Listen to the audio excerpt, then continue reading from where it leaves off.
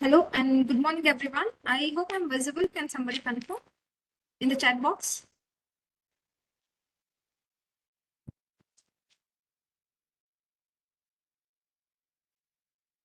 All right. So yeah, a very good morning to everyone and welcome to the session on the online series of coffee entrepreneurship, which is being conducted under the ISO Special Fund project in association with the Atal Incubation. And uh, let's just get into a quick recap of what we learned in the past 2 days.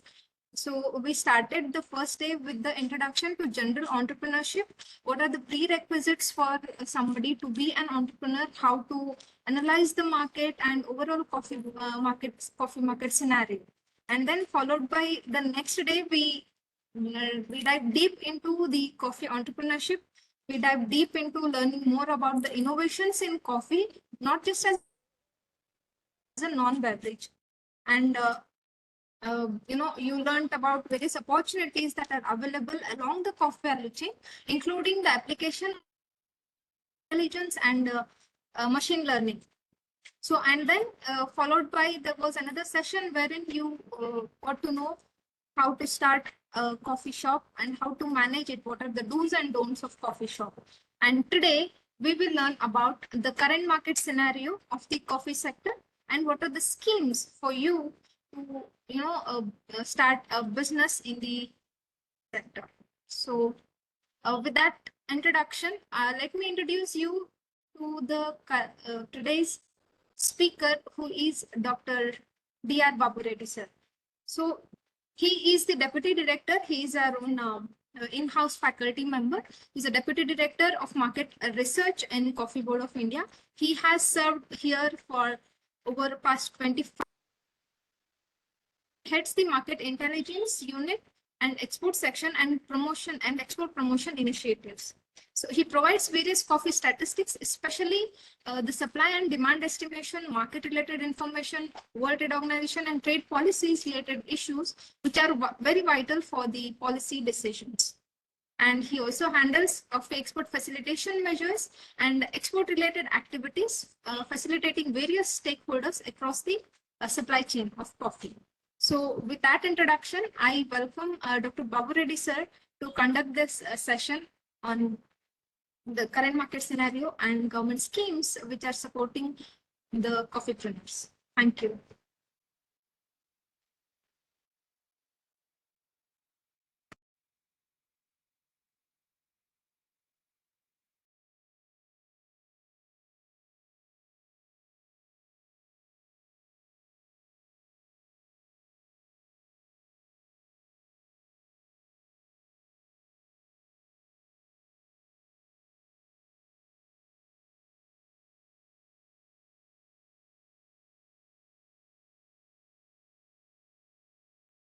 Yeah.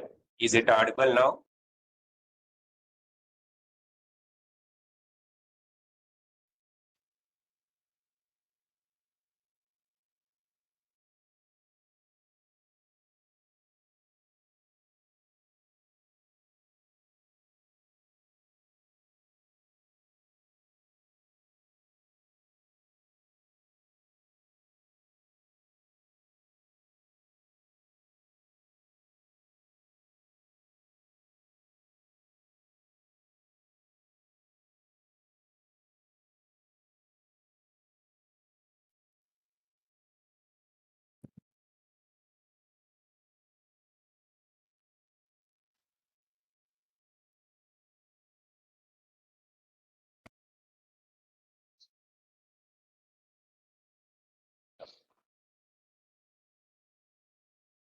Yeah, good morning to all.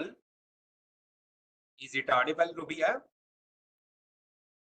Yes, sir, it's clearly audible. Please. And my slides can be visible?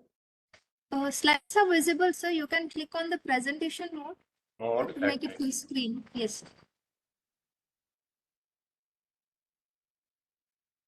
Yeah, now.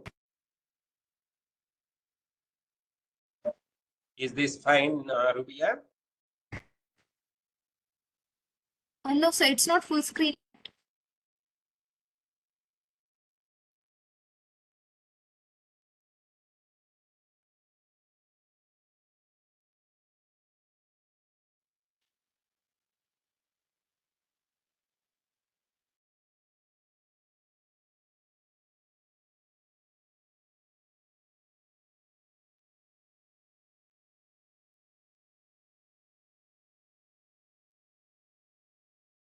It's visible, sir. Now you can continue. Thank you. Yeah. Now, it is in slideshow.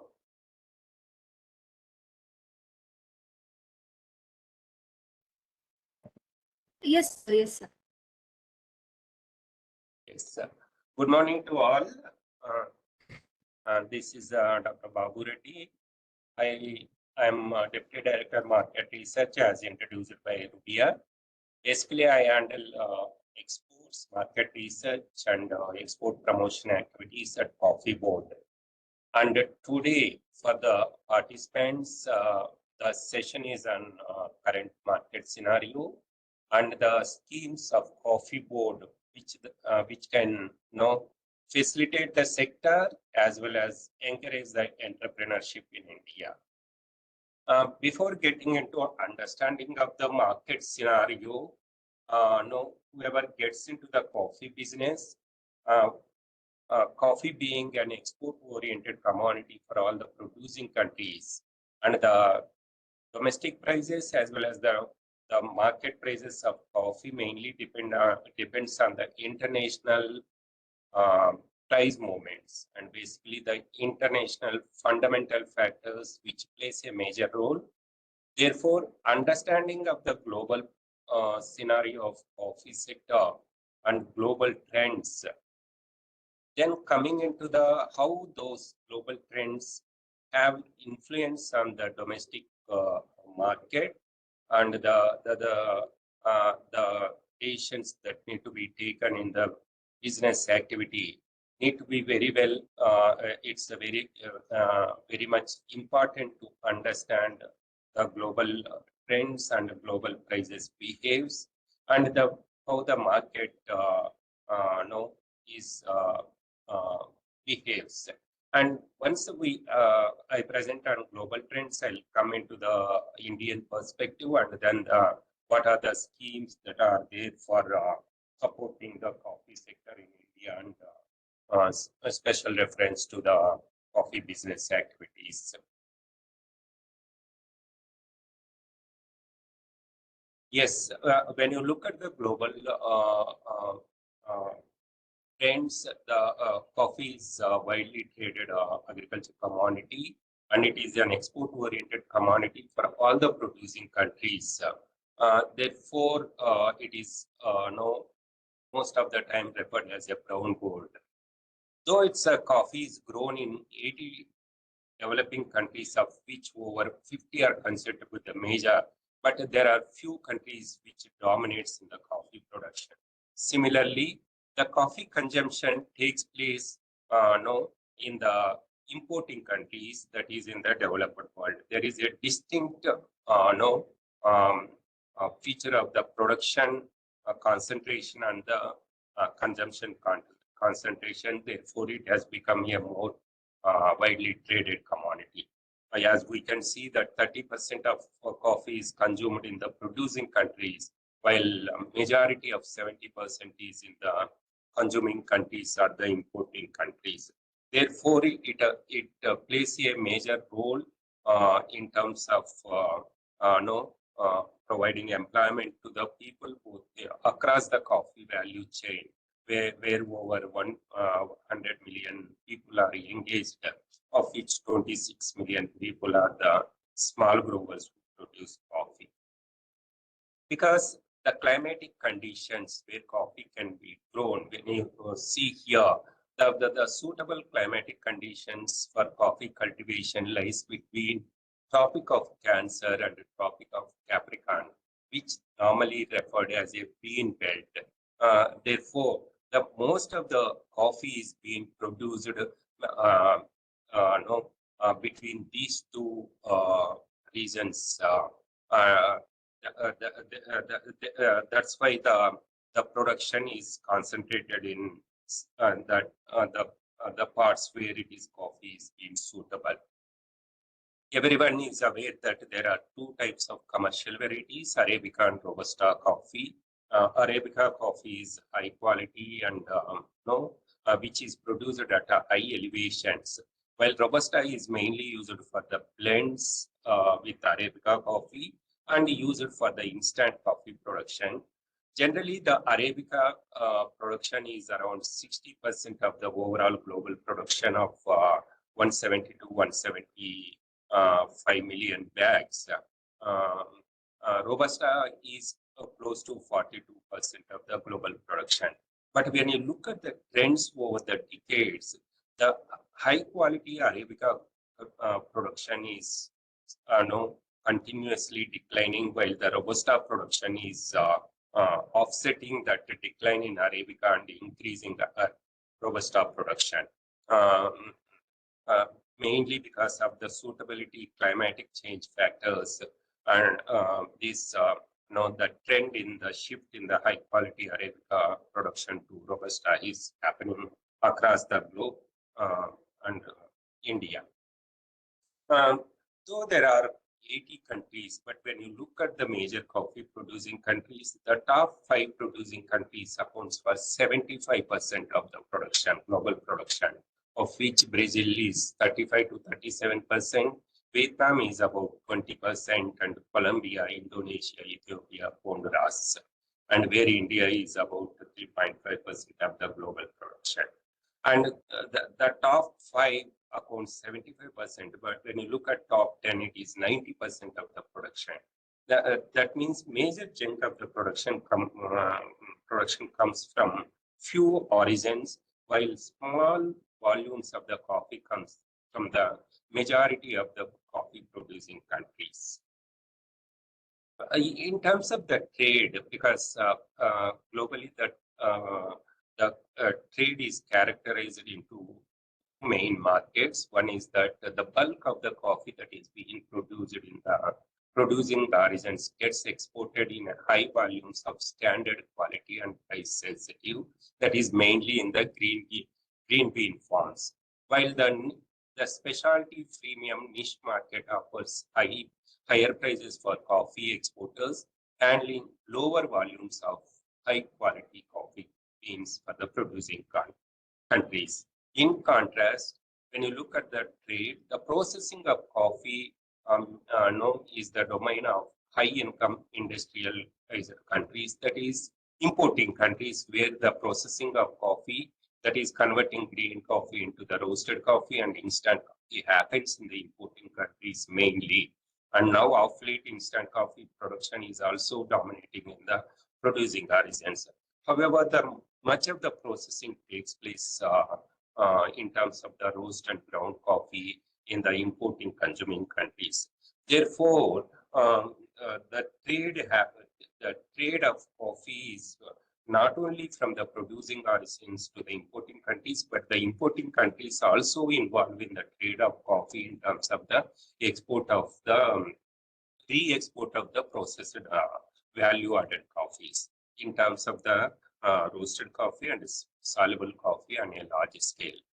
It's for the information of the participants that when the coffee is getting traded, it is classified under the harmonized system of commodity description by the World Customs Organization, where all the products that is being traded across the globe are categorized in HS code, while the coffee is being placed under the Chapter 9 for the green coffee and roasted coffee, and soluble coffee is being placed under Chapter 21. While the HS codes for green coffee is 090111 and 12, which is both not decaffeinated and decaffeinated green beans. While 090121 and 22 is basically for the roasted coffee, while the 090190 basically deals with the other coffees like husk skins and those kind of things. Soluble coffees are the instant coffee falls in the 210111 HS code, when the coffee is getting traded across the globe, these HS codes are being used. Within the 6-digit HS code of green coffee, there is a further 2 digits that is added. That's to 8-digit code, which refers to the particular grade of coffee that is being described.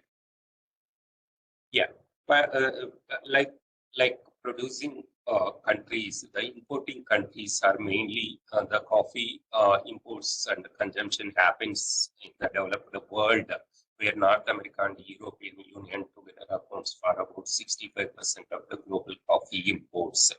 Uh, Everyone may be aware that the USA is the largest consumer of coffee in the world, which accounts for about 20% of the global coffee imports, while European Union as together is the largest importer of coffee in the world, where they import and use for the processing, conversion, and also re-export. Both consumption and re-export of coffee largely takes place in the EU side.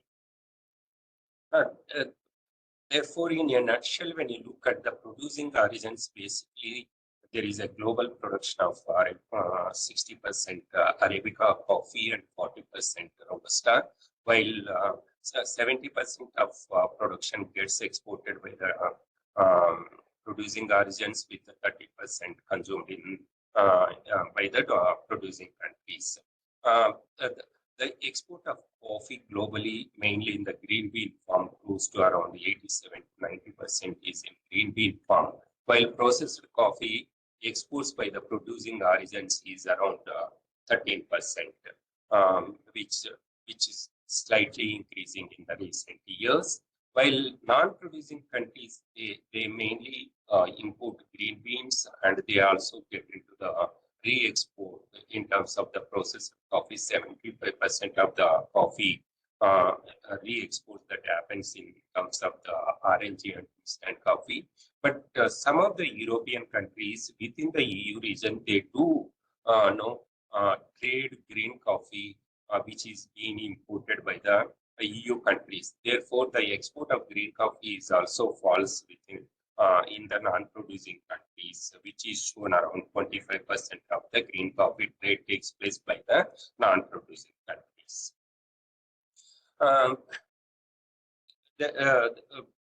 Mainly the global trade, the importing countries are benefited from the value addition, and while the Robusta coffee producing countries like Vietnam and now Brazil and India, they are successfully engaged in the manufacturing of the soluble coffee, that is instant coffee, through functional upgrading, that is through more processing of low quality, low price coffees that get used where the raw material is available in these countries are converted into soluble coffee, and they are exporting more in terms of the value-added coffee, instant coffee production.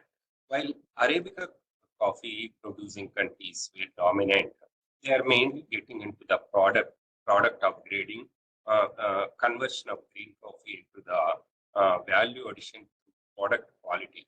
That means conversion into specialty coffees, sustainability coffees, that which premium coffees, and these are all being added to the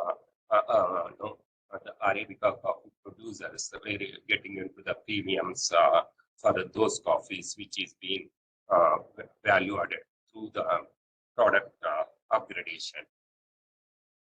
As we have seen, the consumption, mainly the consumption takes place in the EU, USA, with EU accounts for about 25% of the global coffee consumption, while USA is about 16 to 70% of the global coffee consumption.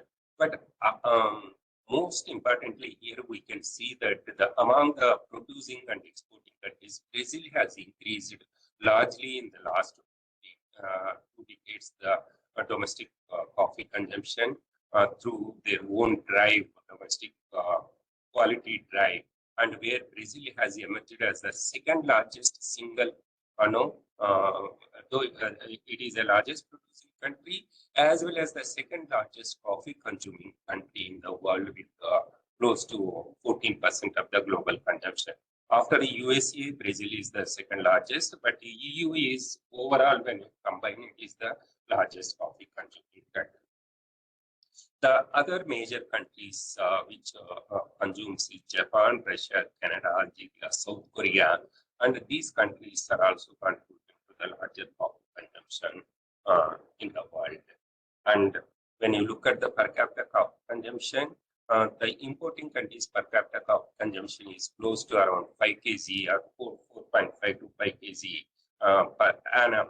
But when you look at the producing countries, especially the Indian side, we are at just hardly 70 to 100 grams only compared to the kgs that is happening. That means there is a lot of opportunity that exists in the domestic market in the Indian side to get into the domestic market development and consumption, where there is a lot of opportunity for the new entrepreneurs who are coming in big way in the recent years, capturing the domestic market segment. This mainly to understand the global supply-demand balance, because it's very much important to understand whoever is getting into the trade or the business activities, the fundamentals of global supply and demand, how these all year on year is varying, and what is the balance of the stock that is available with the global trends, which largely have the influence on the domestic prices. Therefore, whoever gets into the trade and business activities, understanding of the global fundamentals, supply, demand, and the stock positions is very important to get into the understanding of the market behavior. Coming to the price trends, since it is largely an exported commodity, the futures market, London market and New York market, future terminal prices are the determined prices for the prices that are prevailing in the domestic market for the producing countries. The New York market determines the Arabica price, which is earlier New York Board of Trade. Now it is the Intercontinental Exchange. That is ICE. ICE market prices of New York determines the Arabica price, where it is being traded with New York C contract, market symbol with AC for Arabica coffee. While London market, which is LIFE earlier, that is London International Financial Futures and Options Exchange. LIFE is the market that determines the Robusta coffee price.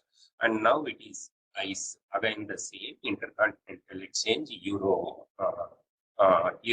This is ICE Europe is the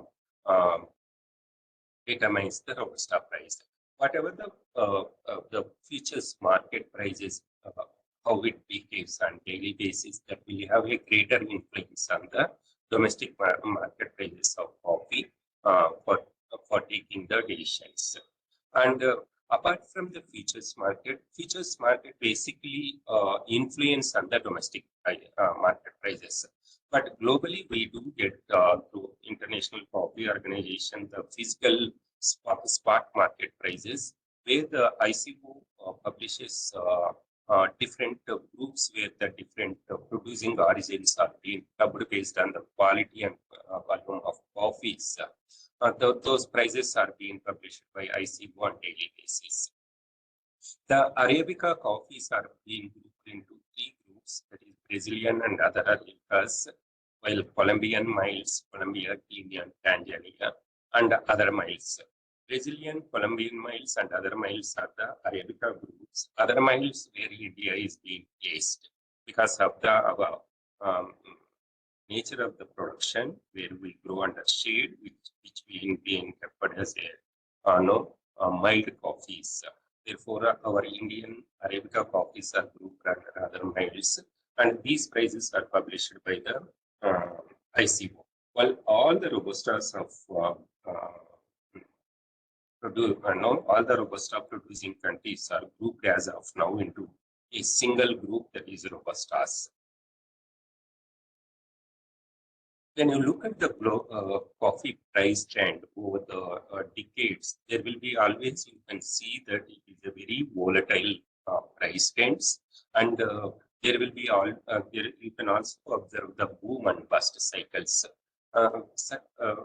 Coffee prices are highly volatile, and it varies on daily basis. Yes, and many factors, both fundamental and non-fundamental factors, and one should be very careful in getting into the business or trade of coffee to understand the price behavior.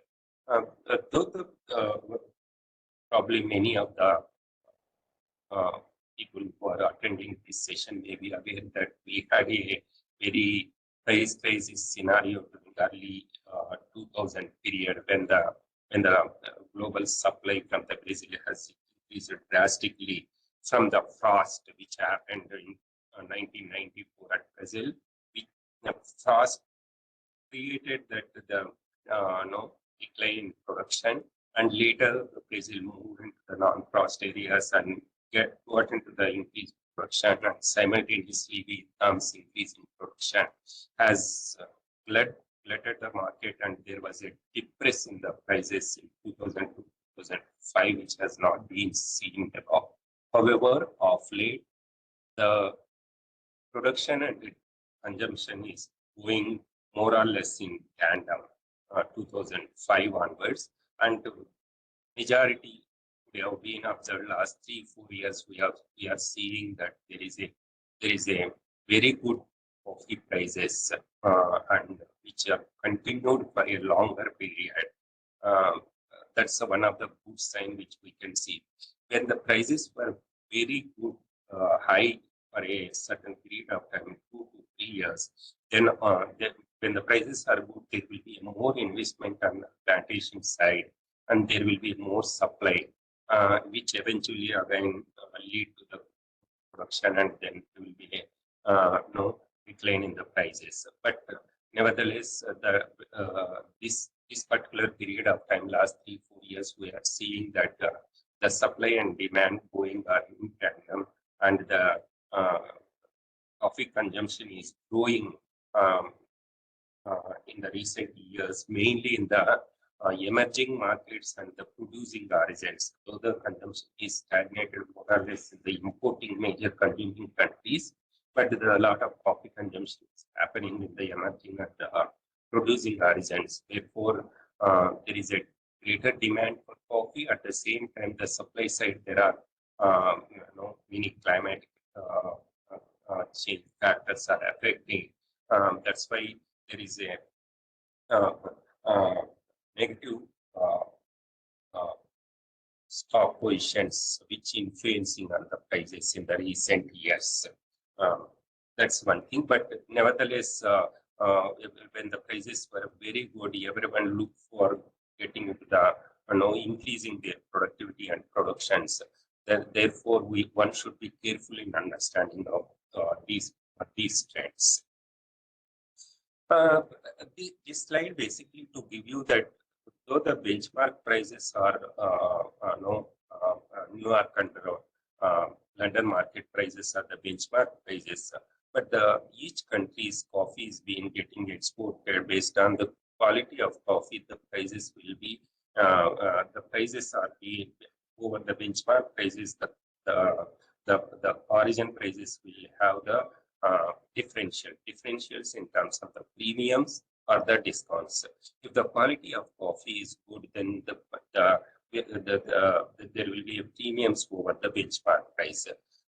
When you compare with the Indian coffees, both Arabica and Robustas, our Arabicas, though we used to get discounts in the international market in 2 decades back, but our quality of coffee, Arabica coffee has been improved and it is being projected very well as a shade-grown, high elevation, high quality coffee, and our differentials in terms of the premiums have improved over the years, and we are almost getting closer to the high quality Colombian miles. And some of the years when the Colombian coffees are low, our premiums are higher than the Colombian coffees. Therefore, Indian Arabicas are being performing well in the international market in terms of the premiums over the other origin coffees. Similarly, as everyone knows that Indian Robustas are perceived to be the best in the world. Therefore, both Arabica dry processed cherry coffees and the wet processed coffees, where India is a dominant in supplying of the parchment Robusta coffee, our premiums are the highest over the international market prices and compared to many other Robusta producing countries. Indian Robustas always commands highest premiums, and where we get close to around 40 to 50% over the benchmark price of the leaf price for the washed Robustas, while the dry processed cherry Robustas also we get around 10 to 15% over the leaf price. This is one thing. That means the domestic coffee price will depend on the international benchmark prices over and above how the differentials of the premiums and discounts behave based on the quality of coffee. By this time, I've covered some of the factors which influences the prices. Main factors that determines the coffee prices are the fundamental factors of demand and supply, where the particularly production, consumption, and stock movements play a key role in change in the price behaviors. While non-fundamental factors also affect price levels, mainly the volatility in the exchange rates of the US dollar against the currencies of the coffee exporting countries can have found impact. Like if you say that if there is a depreciation of the currency of the major producing countries, currencies like Brazil's peso or currency, when currency got depreciated, there is and against the US dollar, when the coffee is getting exported, we will be getting the more local currency. Therefore, when we are getting more local currency, the exporters, the producers try to export more, then there will be a negative impact on the prices. Like similar way, the other side also will play a role. That means apart from fundamentals, non-fundamentals like volatility in the exchange rates, speculation in coffee future markets, because it's basically largely traded in the futures exchanges, and the future exchange prices are being the benchmark prices for the daily price movements. Therefore, any speculation like stock market will have a profound influence on the price behaviors. These three are the major factors which have the influence on the global prices and the domestic prices. And and also we have seen that there is a top 5 producing countries contributing to 70%, and the top 10 countries are contributing to the 90% of the global production. Therefore, the concentration of production in these regions result in a higher supply risk and less consumer choice in terms of the origin coffees that need to be required for the blending purposes. And majority of the producing countries are being exporting green bean farm, where value addition is taking place in the consuming countries. Therefore, everyone in the coffee value chain actors should concentrate on the improving the processing of coffee and value addition through functional upgrading and the product upgrading, and through achieving the sustainable development goals is the most important aspect. how that can be achieved. It is mainly, as we have seen, that creation of value at forms through the commoditization of accessing high value markets, or through processing of green coffee, or production of the gourmet specialty coffees.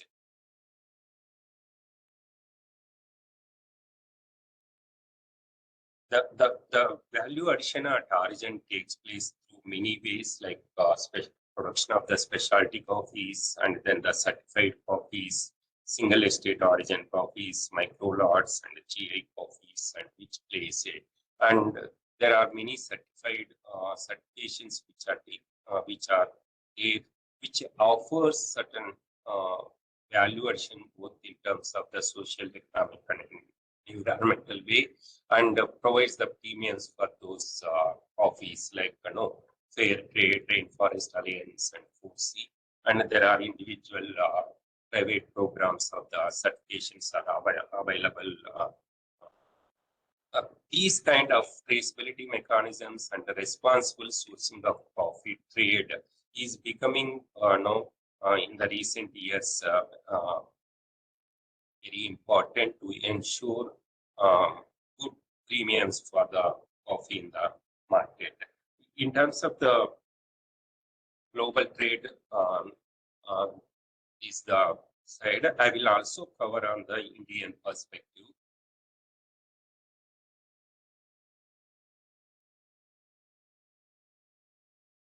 I'll quickly cover the Indian perspective and then open for the discussion, because it's more of for the interactive way we can handle it.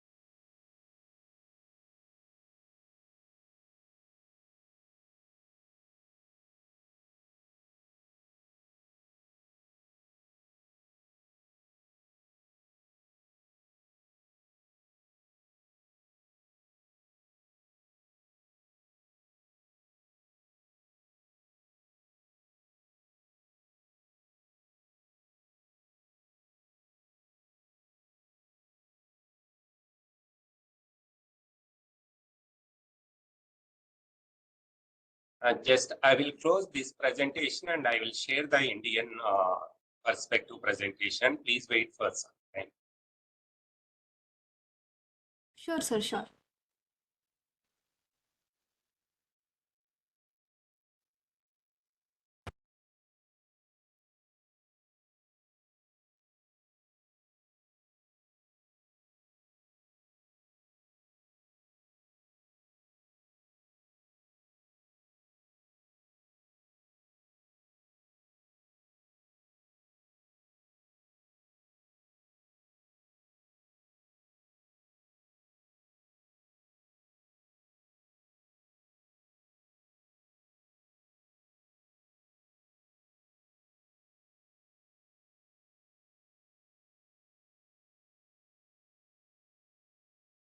Could you able to see Indian? Could you able to see Indian coffee perspective? Yes, sir, it is visible. Visible, no? Yes.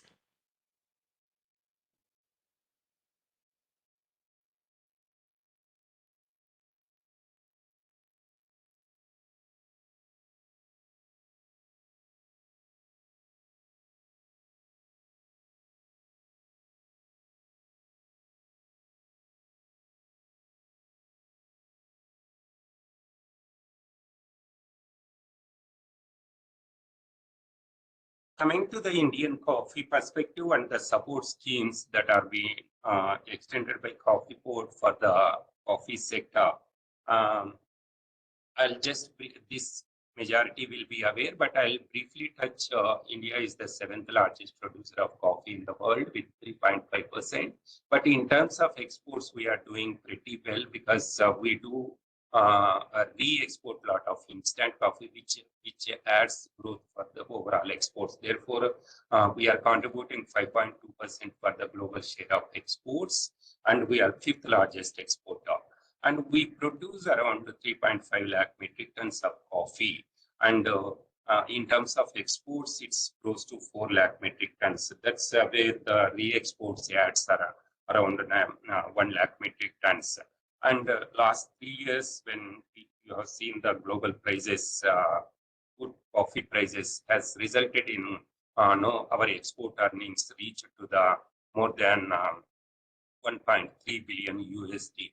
And in terms of the production concentration, Karnataka, Kerala, and Tamil Nadu are the traditional coffee growing states, which produce around 96% of the Indian production, where Karnataka produces around 70% with the higher productivity because the area is occupied by Karnataka is 52%. While second largest state is Kerala with 20% of the production, while Tamil Nadu adds around 5%. But of late, last 2 decades, the area expansion in non-traditional areas, especially in Andhra Pradesh and Odisha, there is a lot of expansion of area, but the productivity levels are very low. That's why, though the area-wise it is 20%, 21% is occupied by Andhra and Odisha non-traditional areas, but their production share is 3.5%. While northeastern states, it's a very small volume of coffee that is being cultivated. Unlike other origins where coffee is being grown under the open conditions, Indian coffee is grown under the shade, as everyone aware. Therefore, there is a uniqueness of Indian coffees, which we generally focus in promoting coffee in international market, like as a shade-grown, sun-dried, and hand-picked, and which preserves flora and fauna and eco-friendly nature of coffee, which is being the USP for the Indian coffee to get the premiums in the international market and to get high quality of both Arabicas and Robustas because of the nature of the production happening in the western and eastern Ghats of regions under the shaded conditions. Which also provides employment for the, especially in the non-traditional areas for the tribal people, and the rejuvenation of green cover in the eastern Ghats, with the shifting cultivation is being replaced with the economically sustainable coffee cultivation, giving living incomes to the tribal people, apart from other socio-economic benefits. Coming to the coffee board, basically the function of the coffee board till liberalization of coffee marketing 1996, coffee board used to handle the marketing of coffee.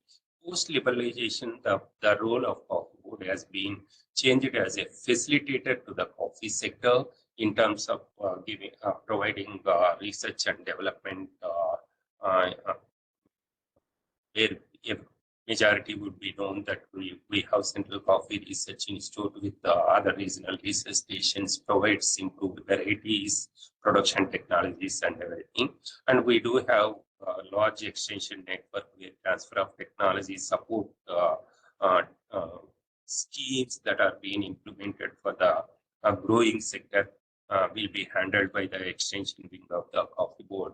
And there is a market development and promotion wing where we take up branding, participations in the fairs and cupping sessions and publicity, both in domestic as well as the international market, and quality upgradation and entrepreneurship development, which everyone today is talking, is one of the core activity of the coffee board, where a lot of capacity building programs and entrepreneurship development programs and quality upgradation programs are taking place through coffee board and through coffee board. I'll not get into much on research side, but what I would like to specify is that what kind of support from the research comes apart from the production technologies, because entire supply of quality planting material, that is seed rooted clones of Robusta coffee, is being provided by the Central Coffee Research Institute. The entire seed coffee and clones. Analytical support we provide with soil leaves, agrochemical analysis reports, and supply of bioagents, parasitides, and those kind of are being supported by the research department. And there is a lot of capacity building programs, human resource development programs are being carried by the research department for upgrading the estate management levels, both for the laborers as well as the estate managers, and also we are also giving capacity building programs, conducting trainings for the estate managers, and building those kind of capacity building at the farm level. As I've explained, extension department mainly carrying transfer of technology, but there is a lot of development support schemes which are being implemented for the improvement of production, productivity, and quality of coffee. The, the, the, the, the, the slide is missed here, though it was there. The support schemes for the coffee sector at the farm level is we provide subsidy schemes for the tree plantation, water augmentation, quality upgradation, and also mechanization and capacity building programs. In terms of the non-traditional areas, we provide for the area expansion, replantation, consolidation, water augmentation structures, quality upgradation in terms of the drying yards and other pulping aspects, eco-pulpers, and mechanization of the machineries. And for all these activities to the grower level, we extend subsidies, and this scheme is being from the government of India, where each of the activity, the eligibility criteria of the growers and the extent of scale of subsidy that is being given for each of the activity, along with the modalities of obtaining that subsidy component, is available in our website, coffeeboard.gov.in. Please get into the coffeeboard.gov.in and click on schemes, where you get all the support schemes extended by Coffee Board to avail these benefits. In terms of exports, we know, though it is a free market economy, but after liberalization of coffee marketing, also for export of coffee, every exporter has to get registered with Coffee Board. That means the exporters has to obtain registration certificate, that is called RCMC, registration cum membership certificate. After obtaining the registration certificate with a validity period of 5 years, we issue for each consignment when the export takes place, we issue the export permit and ISO certificate version. Without these two documents, export permit, the customs clearance will not happen. Therefore, one should be careful for getting into the export of coffee, trade of coffee, that everyone has to get registered with Coffee Board with RCMC and obtain the export permit and certificate of origin. And we also implement export promotion schemes.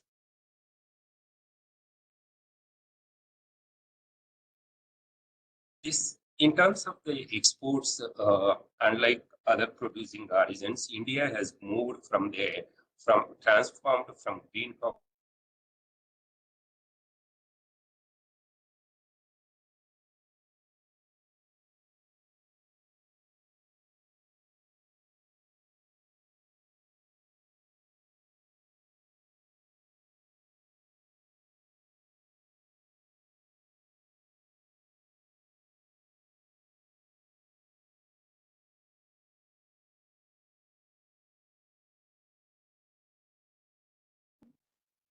Hello.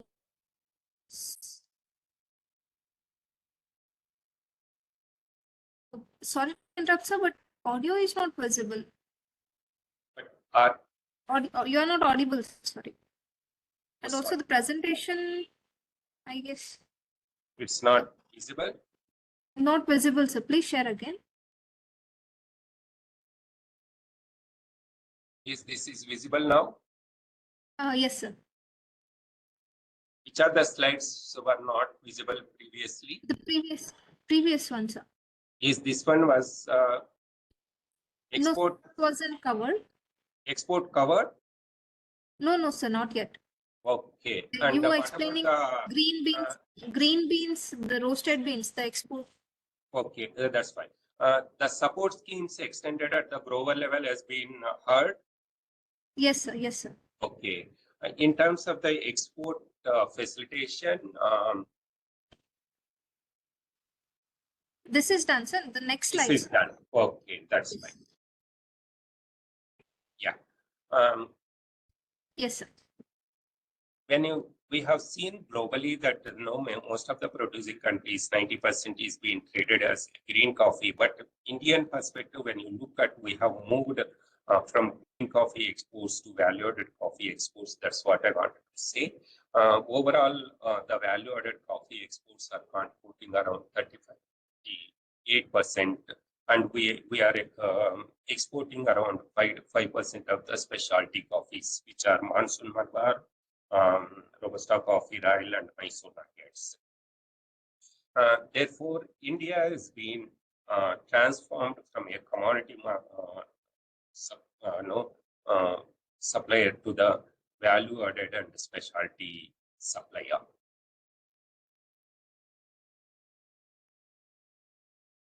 The same thing I have depicted here in terms of the composition of exports, both Arabica plantation, Arabica cherry, and Robusta parchment, Robusta cherry, and the soluble coffee, how much is being contributed by, exported by India.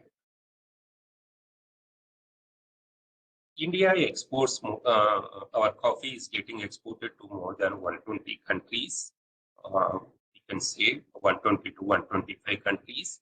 And the EU, European Union is the largest destination for Indian coffee, which imports around 50 to 55% of our overall exports.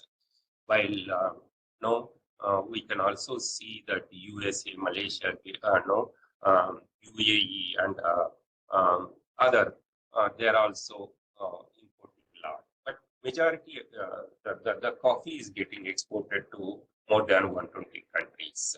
And secondly, EU mainly imports the green coffee, while the soluble coffee exports concentrates in Russia and CIS and Turkey, Malaysia, and those markets. And the USA, of late, USA is started importing a lot of instant coffees also from India. Italy, Germany, Russia, Belgium, Turkey are the largest 5 export destinations for Indian coffee. In order to promote coffee, we have regional logos which everyone is aware, which are being used for the promotion of coffee. And the Indian coffees are unique in nature, with which are known for many of the specialty coffees, micro lots, and estate branded coffees. And we do have GI registration for regional coffees and specialty coffees. Monsoon Malabar, both Arabica and Robusta has the GI tag, while regional coffees, Coorg, Chikmagalur, and Baba Budangiri Arabica coffees from Karnataka, Wayanad Robusta coffee, and Valley Arabica coffee has the GI coffees which are being used. And for building brand India promotion, coffee promotion, we take up a lot of generic promotional activities with these logos, and we organize by SLR meets, cupping sessions, and then any other activities will be taken place where the exporters, traders, and entrepreneurs can be part of these events to showcase their coffees along with coffee board. And apart from grower-centric support schemes that we extend for production, productivity, and quality, in terms of exports, also coffee board extends incentives or the subsidies. There are two types of coffee export incentives are being provided by coffee board. One is for the green coffee to the high value destinations of certain markets like US, Canada, Japan, Australia, New Zealand, South Korea, Finland, and Norway. In these far off destinations to reach our coffees, we give subsidy of 2 rupees per kg of green coffee exported. In terms of value-added coffees, to build brand India image in international market, we provide rupees 3 per kg for export of both roast and ground coffee and soluble coffee in retail consumer packs having India brand under retail pack. Those retail packs will be given an export incentive subsidy of 3 rupees per kg. Therefore, those retail consumer packs will be exported and placed in the shelves of international markets so that it creates visibility for the India coffee brand. Apart from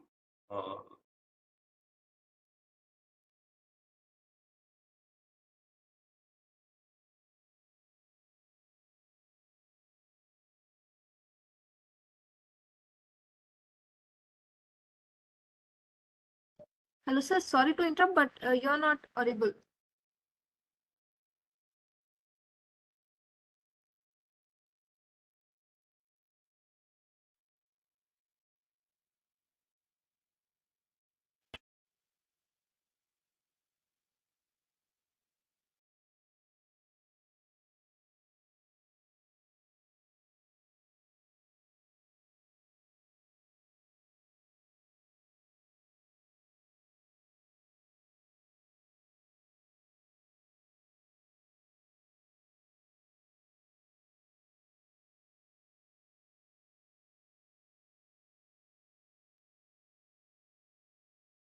There might be a small network glitch.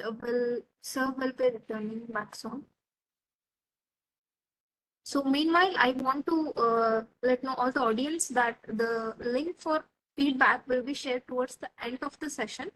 And make sure you fill in the you make sure that you just copy paste it somewhere or keep the link with you or you immediately submit it, because only after submitting the feedback you will be receiving the e-participation certificate within a week of completion of this particular program. Thank you.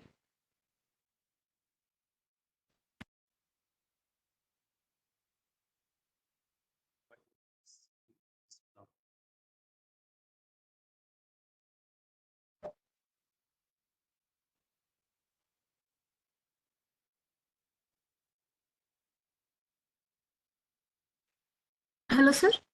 The presentation has been stopped actually. Can you share the slides? yeah.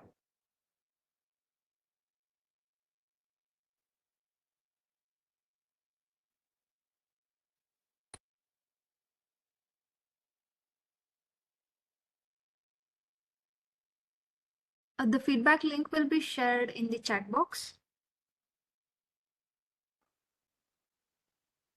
See.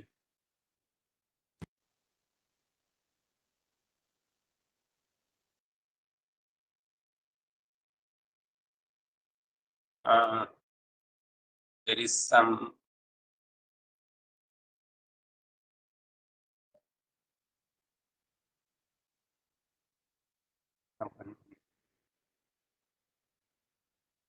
So there might be some technical glitch. If you yeah, can upload because the I could file. not be able to see.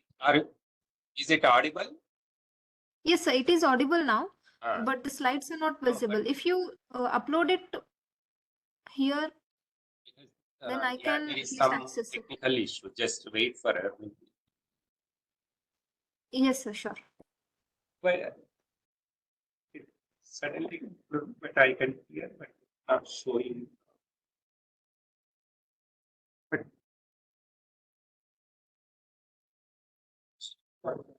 No, no, no. It's there already.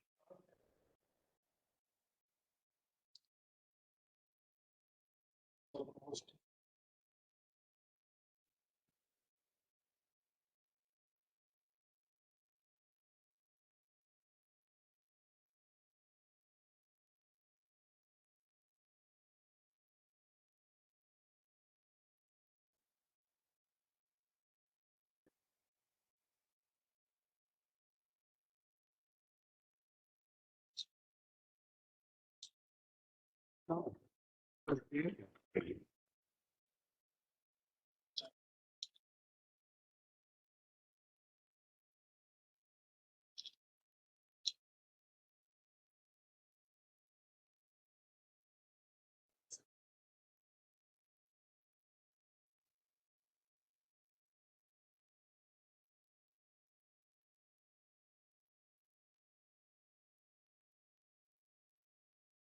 Hello, sir. If you're unable to share it directly, you can upload it here on WebEx and then I can share the file from my end.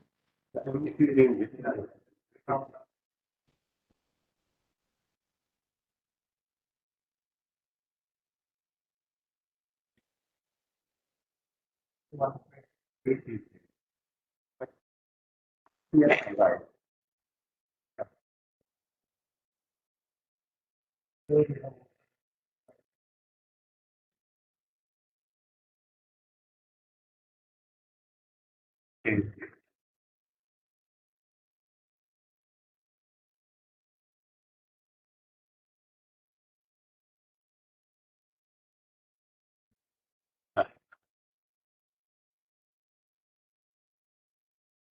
Yeah, Rupina, Yes, sir. The slide is visible now. is it audible now? Yes, sir. It's audible.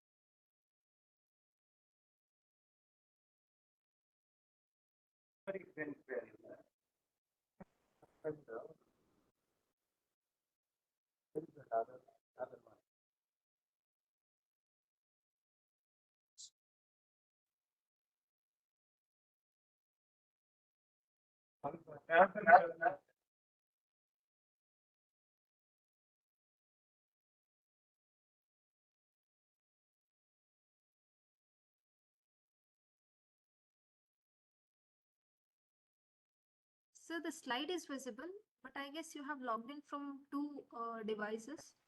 So there is a audio overlay.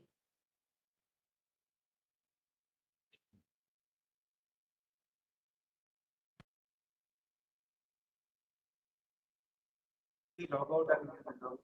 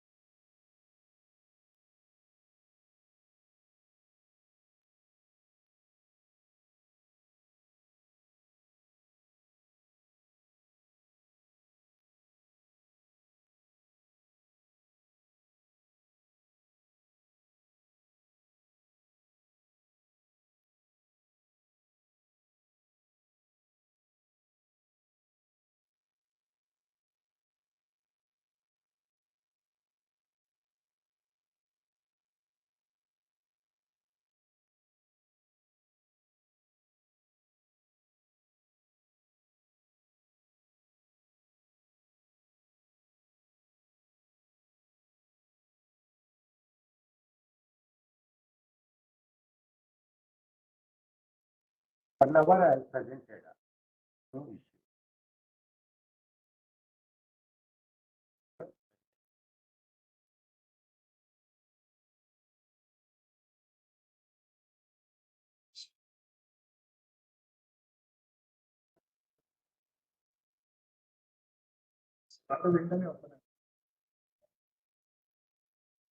Hello, sir.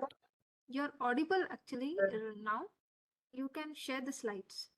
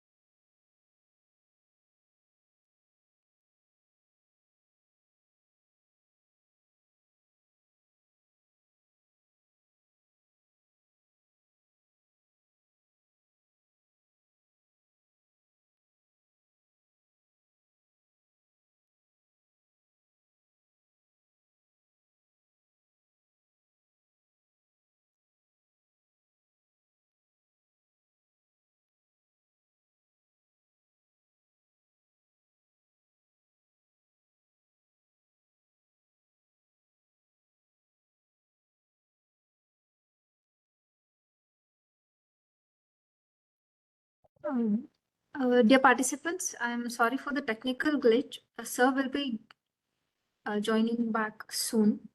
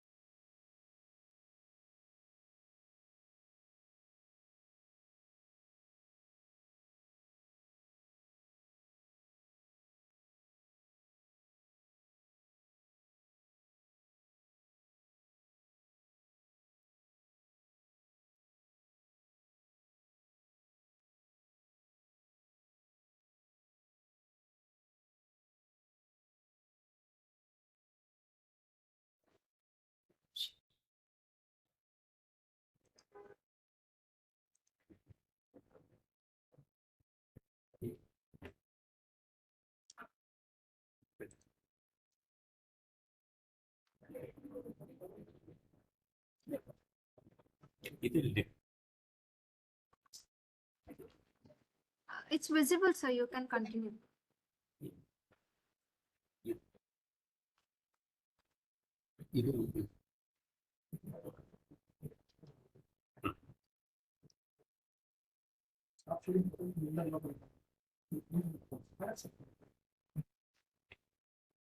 Yes, sorry for the inconvenience. There was some technical glitch which killed some 10 minutes time.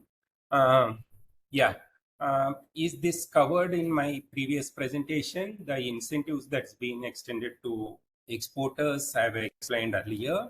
And we also have support scheme for the value addition for establishment of roasting, grinding and packaging machines with subsidy, which can be availed. And there is also a support scheme for the modernization of coffee curing units. And more importantly, we have the quality division where entrepreneurship and quality development and the skill development programs takes place. I will explain little bit. There is a postgraduate diploma in coffee quality management, which is 1 year course, which is being offered by the quality division with in coordination with CCRI, Central Coffee Research Institute. And there is a coffee Shastra training program on coffee roasting and cupping, which is 5-day program. And there is a barista training program and entrepreneurship training program. These are all programs which are conducted regularly for getting into the baristas and then the cup tasters and Q graders and Q processors and the coffee segment. And we conduct cupping competitions and national barista championships. And there is a state-of-the-art coffee laboratory which is there in Coffee Board, which provides both analytical and services for the sector. It's a state-of-the-art laboratory which have the electronic nose and barista laboratory, electronic tongue, and there is many other quality testing machineries which are available, which can be used by the everyone. And more importantly, towards the entrepreneurship development, we have an Atal Incubation Centre. Maybe majority might have seen Coffee Board, where through Atal Incubation Centre, we carry out a lot of entrepreneurship development programs by providing trainings on different aspects from farm to cup, by incubating the startups and the new entrepreneurs, wherein the handholding takes place right from the pre-incubation to incubation and then getting into the business activities. I understand that the AIC activities might have been explained in the previous session, which you might have been known, where you can utilize these incubation center services to get into the coffee business and entrepreneurship activities.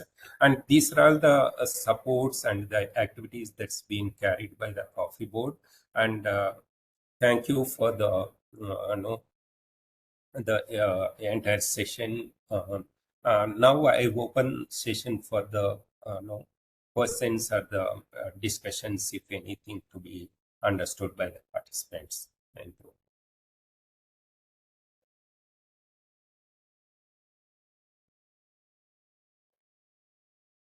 Okay, thank you, sir, for such a detailed presentation on the statistics of global as well as the Indian scenario, and also the schemes that are being supported by Coffee Board and the Government of India for supporting coffee entrepreneurship. So the stage is open for discussion. You can raise your hands and I'll be unmuting one by one to ask the questions. I apologize for the technical glitch that occurred during the conduct of the program. So Mr. Roy CK has raised his hand. You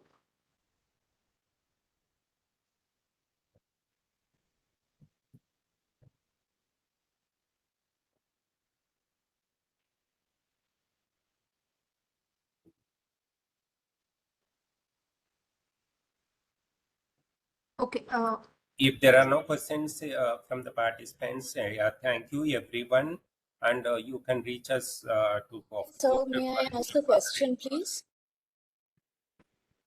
So, may someone wants to ask a question? Yes, someone. You can Yes. go ahead. So what are we doing exactly in terms of supporting smallholder farmers in India? Are we doing any government interventions, or are private players teaming up to do something about smallholder farmers?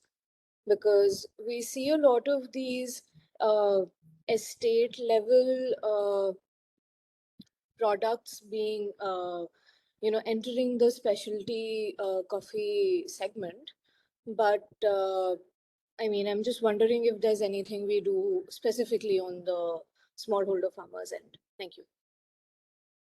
Yeah, thank you. In fact, coffee board activities are more oriented towards small growers, that we can say, right from the no from seed to the rest of the activities happens at the estate level. As I have indicated that we have a lot of uh, uh, subsidy schemes which are available in terms of the production improvement, production productivity and quality improvement, which can be understood through coffee board and can be availed through our extension wing. Now coming to the uh, the moving into the specialty segment and estate branded or the quality side and marketing side, yes, we do extend support in terms of the capacity building programs to through quality improvement. As I mentioned, lot of quality improvement programs happens at the farm level also, and also making them getting into the moving from commodity to the specialty coffee or the estate branded or the micro lot kind of things, and those getting into the marketing. In fact, we do extend marketing support also for the growers who collectivize their coffees and uh, market their coffee through the through auction platforms or the exports directly. That kind of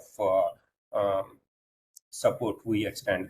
That means getting in them into the marketing as well as export of coffee. We do provide support, and also we extend a lot of man holding and support for the collectivization, farmer producing organization, you know, uh, uh, developments and the group development activities to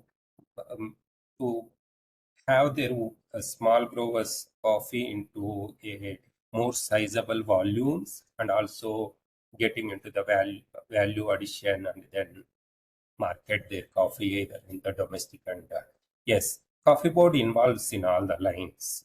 Yes. Sir, can I ask question now? Yeah. Sir, there was a slide. First of all, sir, thanks for this grateful insights you have shared today. I have been through so many websites, but such data I couldn't see and I couldn't find those data, the data you have showed us and mentioned today. And sir, there was a slide, global production and export of coffee, in the presentation you just showed. So there was a export data of 70% and 30% domestic. And there was some 13% processed, and then it got increased up to Okay. 74% processed. So was it roasted, and what was that actually? Okay. The 13 and 13% what I've shown is the uh, across the globe. Like means all the producing countries put together. When you look at, majority of the coffee is being getting exported as a green bean farm. That means more of a bulk farm rather than a processed farm. When you come to the 30% or 35%, which I referred, is in terms of the Indian perspective. That means when and an average global level where processed coffee is getting exported at 13%, but India has moved in terms of the value addition, where our value added coffee exports are contributing to around 35%. That is one clear.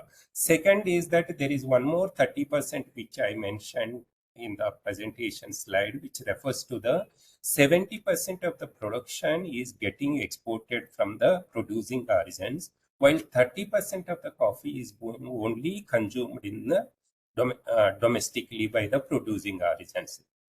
You got the point, na? Also, sort of, suppose that, sir, I have a brand I have a like a roasted brand. Hmm. So what is the scope of exporting the roasted coffee? Yeah. See, in terms of the value-added coffees and roasted coffee segment, roasted coffee exports from the Indian perspective, when you look at it, very negligible volumes.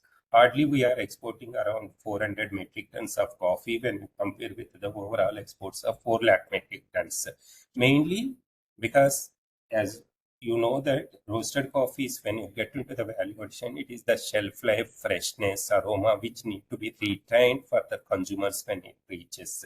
Yes, now that, and because it's more of a technology oriented, but getting into the roasting segment, roasted coffee, and then make it a good packaging by retaining those intrinsic qualities of aroma and then the freshness and shelf life which you can maintain.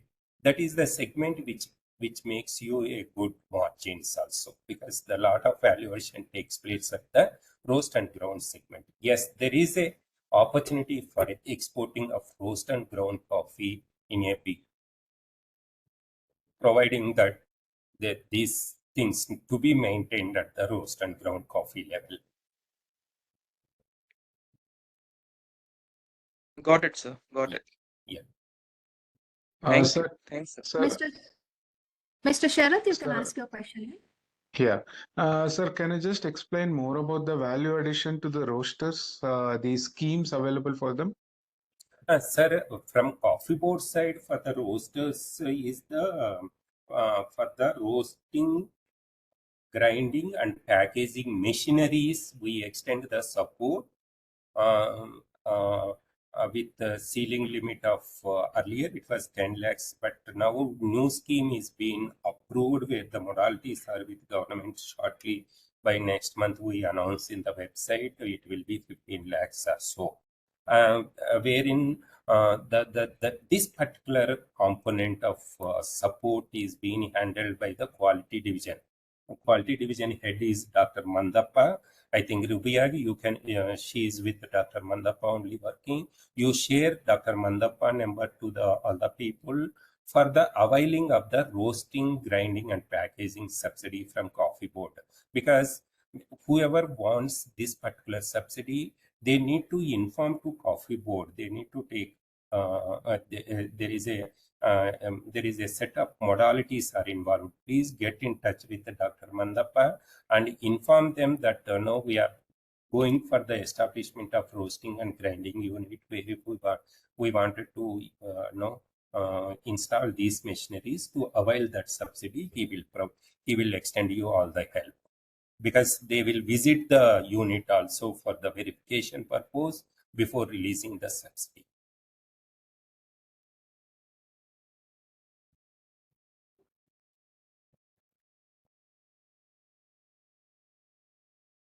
Okay, sir. Thank you. Yeah.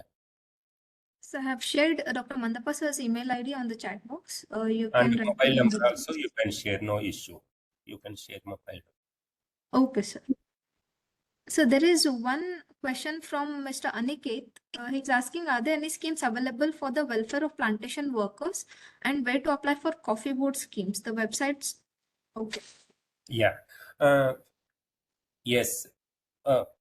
As I already informed with respect to the all the subsidy schemes, the modalities for each of the activities being detailed in the Coffee Board website. Okay, for replantation, water augmentation, quality upgradation, and mechanization, many other activities. Each component wise, the details are available. Who are eligible, and what is the scale of subsidy? How that can be availed by the planters. With respect to the workers and plantation laborers, yes, we do have a scheme called labor welfare scheme, where the guidelines are also there within that scheme modalities, where we extend the uh, uh, the incentive to the plantation labor workers and their children for their education purpose, and uh, the modalities are there in the scheme. Yes, we do have for plantation laborers and workers. scheme.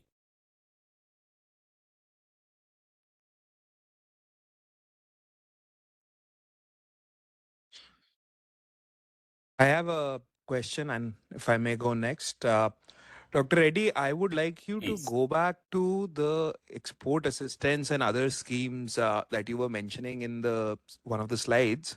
Uh, if you could go into more detail, preferably if you could take a hypothetical example and walk all of us through how to go about it and what is available to us as users, as end users, or for whatever part of the value chain we are in. So for example, after the growing, and of course, so for example, if as a new entrepreneur I want to jump in and I procure through assistance from the coffee board, you can start there. I procure a certain set of beans for roasting, and from there, if I want to go ahead, do the roasting myself, craft roasting, then if I want to package it for export and I want to sell it, specialty, not commercial grade, not instant, just pure specialty Indian coffee.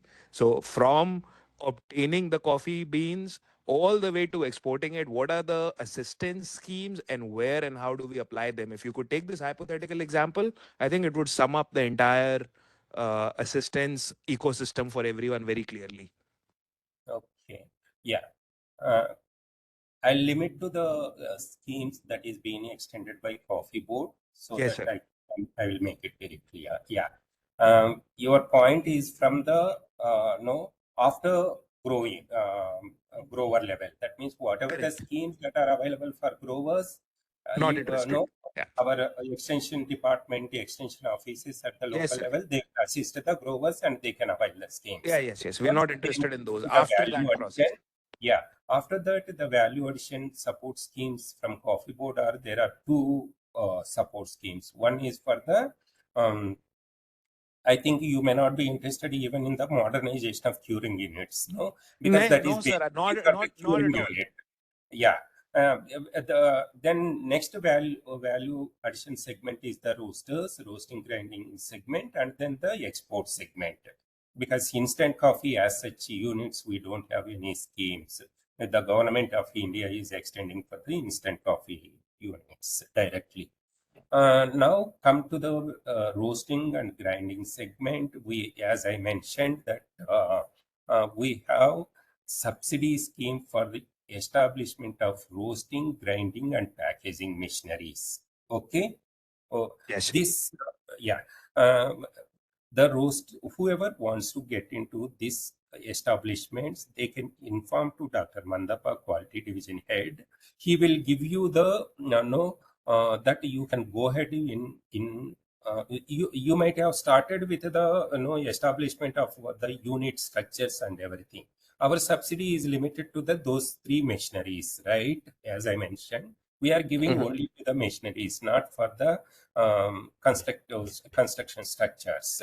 In the once you plan for that and when you start for installation of the machineries, you inform to quality division through mail that yes, we are looking for no, establishment of RNG unit and where we are installing these machineries with these capacities, wherein he will no give you the a kind of no objection or kind of certificate, and wherein and also you will be given with all the details that what is the level of subsidy you will get it with the maximum limitations. Yeah, as I mentioned that if the machinery cost is like 50 lakhs to 1 crore, what is the percentage of subsidy? Because maximum level that is was included is the 40% of the machinery cost, right? Okay. Then you with a limitations to 15 lakhs.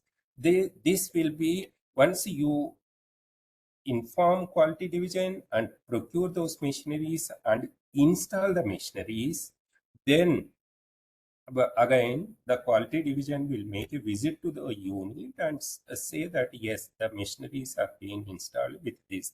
You will be giving all the details of the no the cost of those machineries, what you procured, and installation charges.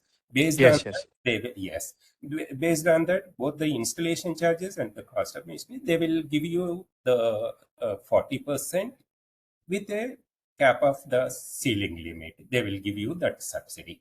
That is one. Okay. We got the roasting, grinding, and packaging unit subsidy given by the coffee board through quality division. Now, Okay. coming next incentive or the subsidy is in terms of the exports we have. Hmm. Okay, the exports, as I mentioned, because for exports, one should be registered with coffee board because it is a mandatory kind of thing for export of coffee, and one should have been obtained the export permit and certificate of origin for coffee from coffee board for each consignment that is being exported. Okay. Once you complete the export of coffee after obtaining export permit and certificate of origin against the export order, you will also filing the return of confirmations to coffee board through e-permit portal. Everything is digitized, please. All the export document issuance is being digitized without any physical interface. RCMC will be, you can apply through online and we will issue with the digital signature. Similar way, export permit on the same day of the receipt of application, we will issue for the consignment. Okay. Once you complete the export order, you will file the return of confirmations with bill of lading and invoice to coffee board. Then after Okay. that, you are eligible for those specific countries for the green coffee exports. As I mentioned, there are 8 countries. Now we have added one more country in the new scheme. For the 9 countries for the export of green, high value green coffees, except BBB grade and C grade, all are eligible. No, sir, we are only looking at retail packaging of Okay. high grade One is, specialty okay. GI. No, there are two components in the exports. I will tell both the explain since you have asked after the exports. Okay. Once you complete the exports for both retail packs as well as this thing, the export documents required is that you have to submit your claim for no, and along with the export permit, customs endorsed coffee, ISO certificate of origin, bill of lading, and invoice to coffee board, and we will process and release the payment. Now, coming to the retail pack.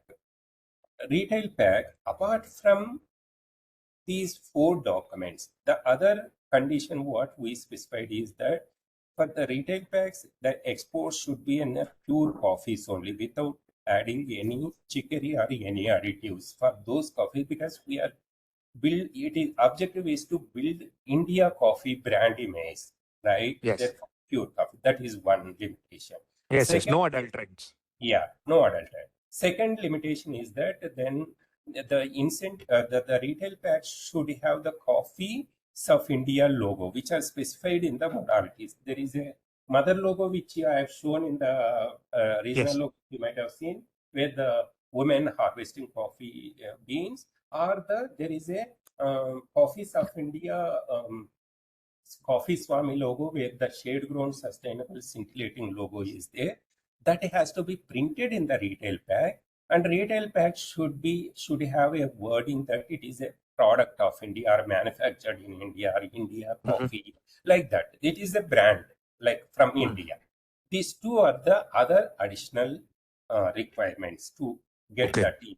You got the point, na?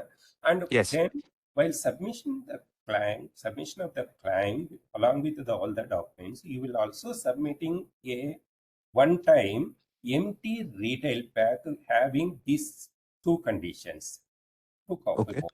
Okay, that is the logo which is printed product of India, like that, and also you are also submitting one color printout of this that Design. package design. And if the package is having any no foreign language, that will be you will be just converting into English, providing to us, like majority soluble coffee source goes to Russia and other countries where they also look at the brand in their language also. No, that's why that will be Okay. given. These 2 are the conditions, additional conditions, along with the documents. One-time submission of this retail pack with this logo and the product of India which is mentioned, and the color printout you will be submitting. and we will process as per eligibility of 3 rupees per kg of the coffee. That means when we convert into green bean equivalent and provide. That means when you export 500 gram, 1 kg of instant coffee, then the green beans utilized for that is the 2.6 kgs. The roasted coffee it is 1.2 kgs, right? That Right. conversion we do and we give the incentive.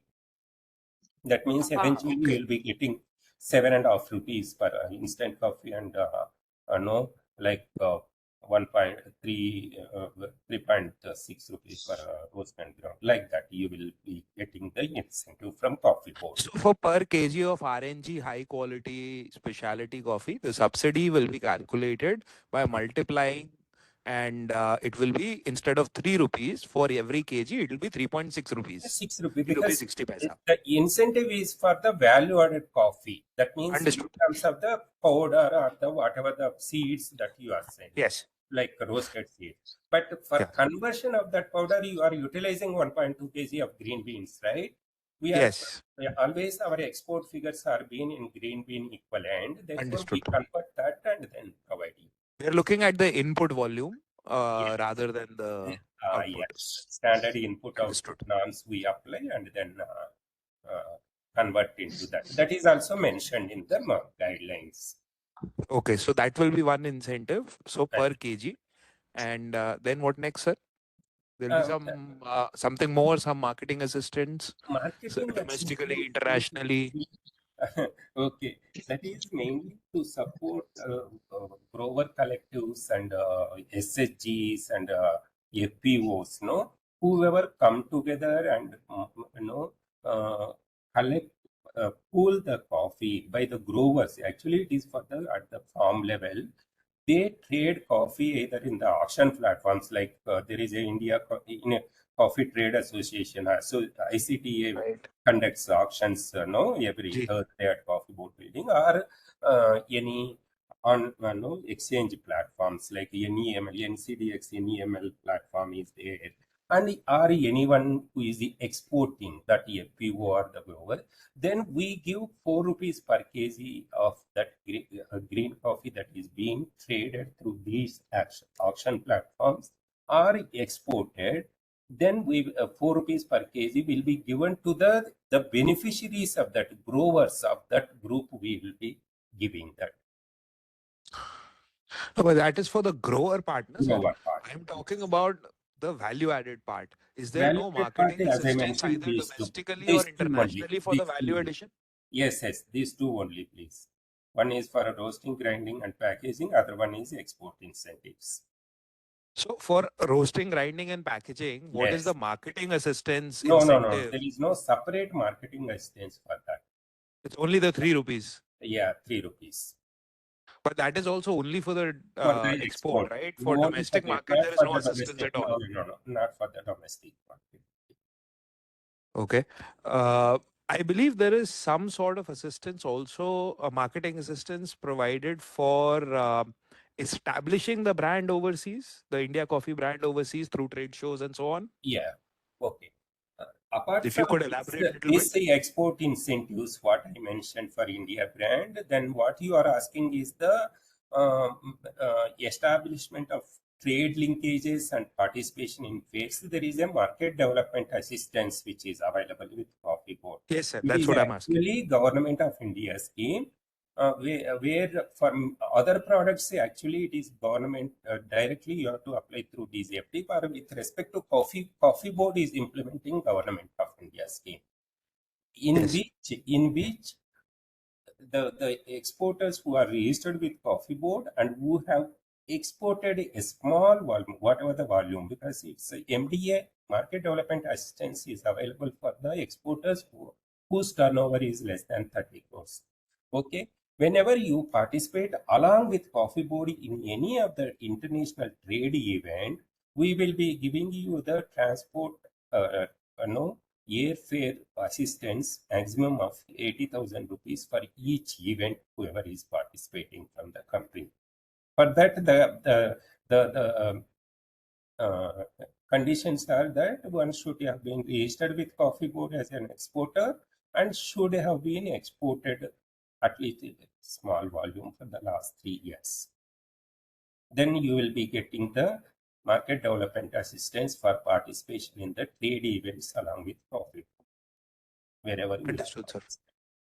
Understood. And that is the sum total of assistance available throughout the entire coffee board GOI ecosystem around the coffee board, correct? Or is Yes, there yes. something else also which we've not covered? Which that is in terms of the exports, I can tell you there will be 2 more schemes. One is the ROTTEP scheme, that is remission of duties and no that is there 1.4% of the FOB value for the export of green coffee and 3% for the export of value added coffees. Okay, sir. Yes. I guess we have exceeded the time limit. We have our next resource person for the session on role of AIC CCRI CED. I thank Dr. Babu Reddy sir for conducting such an explanatory session on the schemes and also providing the statistics of the current global as well as Indian market scenario of the coffee sector, and also explaining various schemes that are being given to the coffee exporters and also all the coffee entrepreneurs. Thank you, sir. Thank you very much. So you're on mute. So, yes, moving on to the next session, we have a role of AIC, Atal Incubation Centre, situated here at Coffee Board head office. We have the CEO of the Atal Incubation Centre, that is Mr. Praveen, who will be sharing the entirety about the AIC and the role of AIC. So let me just give you a brief on Mr. Praveen. So he has over 11 years of experience in the entrepreneurship development and startup incubation ecosystem. He is currently the CEO of the Atal Incubation Centre, which was established at the Coffee Board of India. And he has expertise in designing and managing programs that foster a culture of innovation and entrepreneurship, such as business model validation, pitch deck preparation, design thinking, intellectual property rights, financial analysis, and also budgeting. He's also the founder of Acris Business Solutions and also co-founder of Live Hive Technologies Private Limited. So he is here at Coffee Board, empowering the coffee entrepreneurs, the coffeepreneurs, that the buzzing word that is now. So he is here to help us with the skills, resources, and connections that are needed by the entrepreneurs to create a sustainable and scalable solution for the society. So with that introduction, I welcome Mr. Praveen to conduct the session. Thank you, sir. I'll be sharing the screen.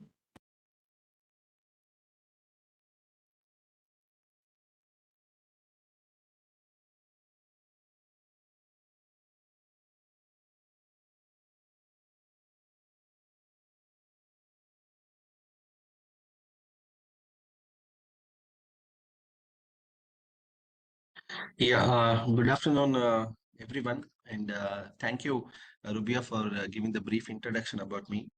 So, I'll just quickly take you through what is this Atal Incubation Center at Coffee Board, and what is the purpose of this incubation center, and what services that we offer for the startups, and also how you can be part of this incubation program. So, can you move to the next slide, Rubia? Yeah. So, the Atal Incubation Center is one of those 70 plus incubation centers established by Atal Innovation Mission of Niti Aayog.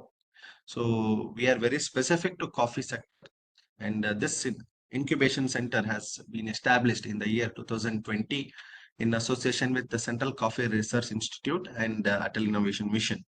So we support and nurture startups in the area of coffee and allied sectors. Yeah, next slide. So here are our brief objective, what we want to achieve through this incubator. So it's all theoretical. I don't want to get into detail, but as on today, we have incubated 53 startups, and we want to incubate a few more. Our target is to nurture at least 100 startups in the first 5 years of operation. So we are already in the 4th year, and we are incubated 53 startups, and another 20 startups are in pipeline to get incubated. So we want these startups to come up with innovative solutions to solve the problems in the sector like coffee and allied sector. Next. Yeah. So as an incubation center, this is spread across 10,000 square feet of area in Coffee Board head office. So we are located in the first floor of Coffee Board head office. So we have created co-working space and conference room, and we also have a modular cafe and private cabins for startups. And we also have product development lab where we also use it for our training purposes. And we also offer printing and packaging solutions through our empaneled vendors. So startups can, please go back. Startups can avail co-working space at the rate of 3,500 rupees per seat per month. So if you want to avail space here, so you're supposed to submit your startup application, and we have a committee who will review your application, and based on the recommendation, you will be incubated here. And the conference room can accommodate about 50 people. And private cabin, we are charging 8,000 rupees per cabin. So it can accommodate about 4 people. Okay, yeah, next slide.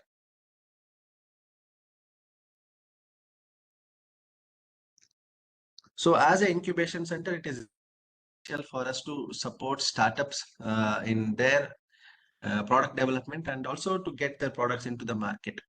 So many of the startups who they don't have clarification on the idea they are working on. So we with proof of concept. So we have expert mentors from the industry who can provide mentorship for the startups incubated with us, both in business aspects as well as technical aspects. So we have a pool of expert mentors with us, and also we have partnered with various other incubation centers and universities and R&D institutions where we also leverage their mentoring pool. So as an incubator, we also provide funding assistance for our startups. So there are various schemes under which the startups can avail funding from Government of India and also from the respective state governments. And also they are, if they are eligible, they can also raise private funds with angel investors or venture capitalists. So we provide the capacity building training programs for them to prepare their pitch deck. And also we conduct mock pitches so that they get the chance of getting shortlisted for funding. And we have also like we have a Startup India Seed Fund scheme and Atal Innovation Mission grant to invest in the startups. And we have also partnered with other incubators where they have different schemes like Rashtriya Krishi Vikas Yojana, RK Vivek Raftar, and myriad, and many other sub schemes. So we also conduct business networking meetings. Every month we do it one meeting at our Coffee Board head office, and we also partner with other incubators and we participate in their networking meetings also. And we provide consulting services through our business consultants. So we have empaneled chartered accountants, IPR attorneys, and branding consultants, where the startups, if they require any of such services, we already have a verified empaneled consultants where they can help these startups to get the services done at an affordable cost. And we provide various training programs and workshops for our startups. And even some of these training programs are even offered for the outsiders also. So there are paid programs also, and some of them are free programs also. Since we are part of Central Coffee Research Institute, so we also assist startups in their R&D work. And we have also associated with the University of Agriculture Science Bangalore, CFTRI Mysore, and other leading R&D institutions across India to facilitate R&D related services to the startups. Next slide. So this is the product development lab. So we have all the basic equipments required for manual brewing of coffee. Cupping table is there. You can prepare your coffee samples. And we also have half kg roasting machine, and also a grinding machine, and plus two-sided espresso machines also. So startups can also avail the facilities on a rental basis. So they can use our roasting unit or any of these machines on a rental basis. So we have a fixed rate card. So incubators will get certain discounts, and any other coffee startup, if they want to use our lab for some time, so there is a fixed rate card. Based on that, they use it and they pay for the consumables as well. And we also conduct a few training programs there. So these are some of the equipments that we have in our lab. Next slide. Okay, so this is the modular cafe that we have. So this cafe, we also use it for our casual meetings and also networking meetings. However, this cafeteria or modular cafe, we also use it as a test bed. So we have a specific course on which we train aspiring cafe entrepreneurs to understand how to set up a coffee-centric cafe. So once the training gets completed, if they are interested, they can rent this space also. They can use our machines, they can use our furniture, then they can try to do it as a live counter, or they can bring their customers and try to see how well they can manage a cafe. So this is the co-working space I was talking about. So we have a 61-seater co-working space, all a plug and play setup kind of thing. So here we charge 3,500 rupees per seat per month. If you are a woman entrepreneur, so we provide the services at a 50% cost, discount cost. So they will end up paying around 1,800 rupees per seat per month. So for each startup, we can give maximum 2 seats, not more than that. Yeah. Next slide. So we also have a conference room which can accommodate about 45 to 50 people.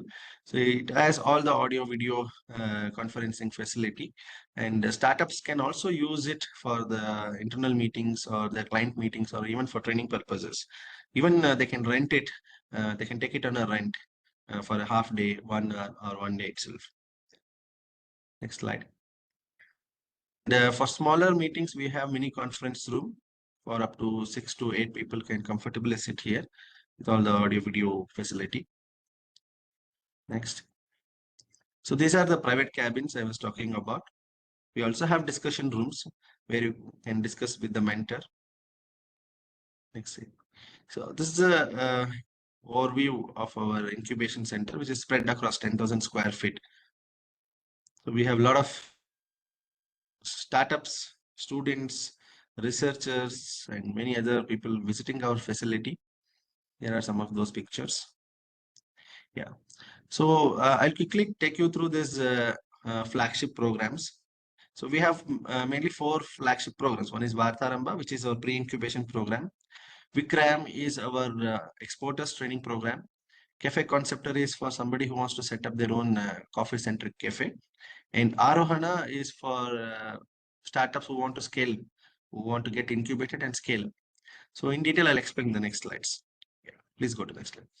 So Vartaramba is our online pre-incubation training program. So we conduct each batch once in a quarter. So the next upcoming batch will be in the month of August, in the last week of August.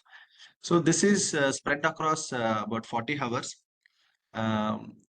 completely online. So where anybody who is completely new to the coffee ecosystem, so they'll go through the basics of coffee industry, and they'll understand how to develop business ideas through the opportunities available within the coffee sector. And they also prepare a mock pitch deck, and they get the feedback from us. So various topics related to registering a startup, marketing strategies, IPR, finance management, all those things are covered here. So the speakers are basically experts from the industry, and also few of our startups, they come and share their entrepreneurial journey also. Okay. So this is spread across 40 hours. And cost for that program is 4,500 rupees per participant. Yeah. Next. So Vikrayam is an online training program for people who want to get into coffee exports. So this is spread across 25 to 30 hours, and we charge 7,500 rupees per participant. So you'll understand the basics of coffee industry, opportunities in the exporting vertical, and the the global and Indian perspective of the coffee trading. Then you'll also understand how to register yourself as a exporter and all the documentation and regulation related to becoming an exporter, and what are the uh, support system that is available from the coffee board for exporters. And also we will assist you in shipping your first consignment. Yeah, next slide. So cafe conceptor, as I told, it's a training program for people who want to get into coffee-centric cafe business. It's a 4 days hands-on training program that takes place at our incubation center, product development lab. So in these 4 days, you will understand how to brew coffee, both manual as well as machine brewing, and unit economics of running a cafe. And also you'll understand the different business models related to cafe, and you will also have a opportunity to meet coffee startups. We do a networking meeting in the last day, and also you will be involved in the field activity.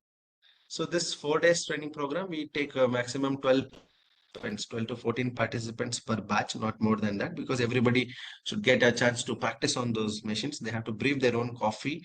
They have to create samples of the coffee, taste it, and get feedback. So we charge 7,000 rupees per participant, which includes the training cost, refreshments, and also lunch for 4 days. The participants have to make their own arrangements for accommodation and travel. Next slide. So Arohana is our incubation program. This is basically for startups who are already having a prototype. Now they want to get into MVP stage, or somebody who is already having an MVP. Now they want to go for rapid prototyping or raise funds and get into scaling up mode. So typically this is a 18-month long program, which involves more of a mentorship, one-on-one mentorship for the startups. And also we help them with business networking and market access, and also connect them with the investors and help them into prepare the detailed project reports where they can submit it to the respective financial institutions to avail loans, and also help them in preparing the pitch deck. So we help them also in understanding the branding guidelines and also packaging, printing. So all the aspects related to launch a successful product into the market, that will be covered here. So we have both virtual incubation and physical incubation options here. So somebody who cannot come and sit here every day and discuss with our team, they can avail virtual incubation facility by paying 3,000 rupees per startup, and they can get all the required inputs and suggestions and the mentorship online. If somebody wants to sit here in our incubation center, as I told, we charge 3,500 rupees per seat per month. So in co-working space, we can accommodate maximum two people from each startup, and in private cabins, we can accommodate four people for private cabin, which will cost around 8,000 rupees per startup. Yeah. Next slide. So other programs involve different webinars which cater different topics related to startup ecosystem, coffee industry, many other aspects. So this is completely free for registration and attend. And we do at least 2 webinars in each month. And all the details related to these programs and our webinars is made available in our social media and also in our official website. And we conduct a women entrepreneurship training program. Please go back. Yeah, we also do women entrepreneurship training programs in association with respective state governments. And we also have tied up with Vadvani Foundation for Accelerator Program. And we are also looking for collaboration opportunities with other startup ecosystem enablers to give a different approach for this accelerator program, depending on the stages of the startups and also the type of startups. As I told, we do networking meetings every month. So the next networking meeting is going to be on 18th of July. So soon we are going to share the details in our social media platform. And I'll also share the details with Rubia so that she can share back with you again. So it's a physical networking meeting, which will be done at our conference room. So typically 30 to 40 members attend it, which involves startups, investors, and other people. Yeah. Then we do investors meet. So we have investment partners. So startups who are eligible to be part of this investment meet, they will be undergoing different levels of screening process. Then they will be made to present in front of the potential investors where they can raise the funds. So we just have started this investors meet. We have completed 2 cohorts and we are awaiting for the final results. And as I told, co-incubation. So we have collaborated with other incubation centers for co-incubation facilities where our startups can make use of their resources, their facilities at a discounted price. So we have partnered with CFTRI Mysore and Nafari in Pune and Navik in Bangalore and University of Bangalore. Soon we are going to partner with the T Hub Hyderabad and T Works also and A Leap Foundation Hyderabad. Next slide. Yeah, so here are some of the startups that are incubated with us.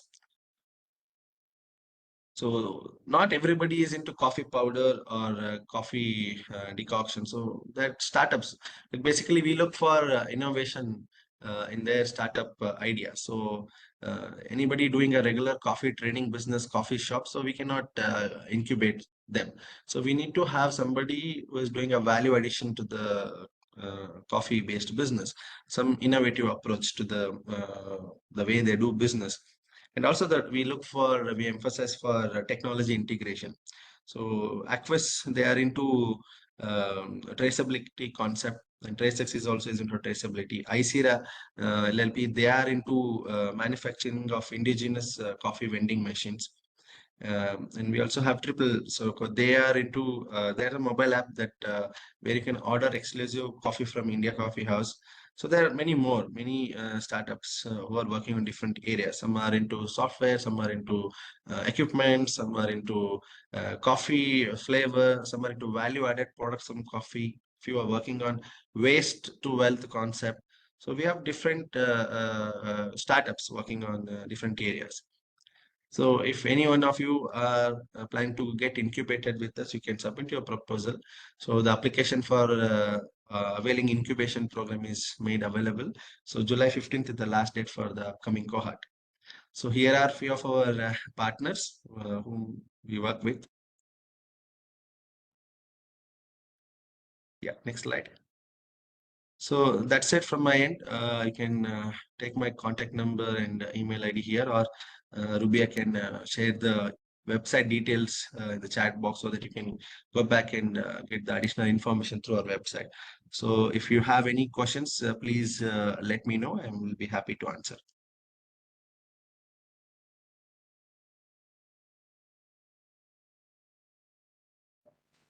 Thank you so much, sir. Thank you for explaining about the role of AIC and all the details about the programs that are being carried out by Atal Incubation Centre for the coffee entrepreneurs. The session is open for discussion. We are running out of time, so you can just ask quick questions. We can take 1 or 2 questions. You can unmute yourself. Yeah, Rubia, there is one question in the chat box. I'll take that first. Yes, sir. Mr. Devendra has asked fees for export trading class. So Vikrayam is the export training program. So we charge 7,500 rupees per participant as the fees. Yeah.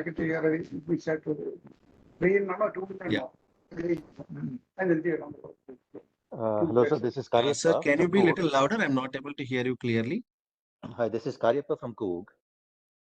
Yes, sir. Do you also give this training for the specialty coffee to be processed from cup to bean? As of now, our incubation center, we are not giving that training. However, Coffee Quality Institute and our incubation center together, we are working on setting up a skill development center for coffee board. In that, we have proposed a master class, which Okay. can get all these courses, sir. Okay, okay, thank you. Yeah. Yes. Any other questions?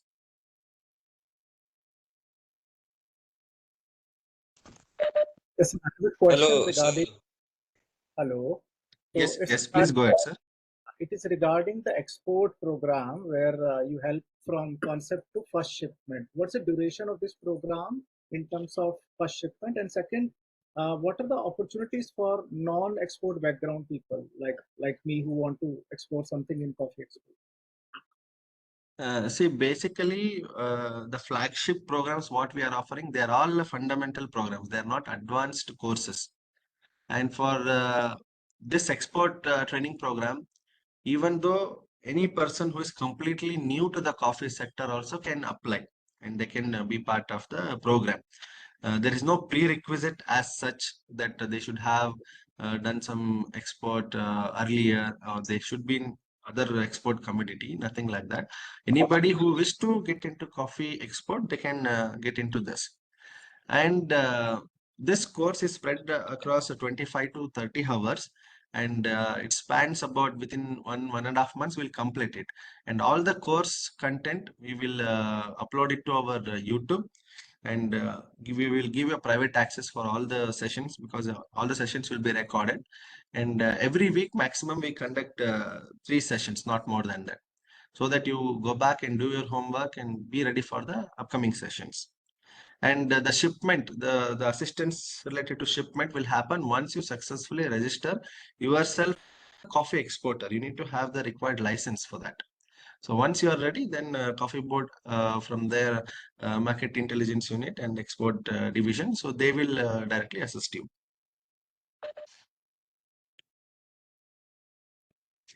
Yeah, I hope I have answered. So Vikrayam is an online course. We have Vartaramba and Vikrayam as our online course. Cafe Conceptor is done as an offline course at our product development lab. Whereas Arohana is an incubation program, which is having both option. If you want, you can come here and avail the physical facilities, or you can also be part of virtual incubation program. So there is no syllabus or any structured course for Arohana because individually we have to sit with startups and understand where there is a gap, what needs to be done, what support have to be extended. Based on that, we conduct mentors with them. Based on that, we provide the required assistance to them. So the Vikrayam program is going to start from the August month. So dates are yet to be finalized. But we wanted to start this month end only, but because of other sessions getting collided, we have pushed it to August month. So all the programs, whatever we do, whether it is a free program or a paid programs, everything will be made available in our social media. And also we'll share that with our website. And also we send with our WhatsApp groups and bulk emails also.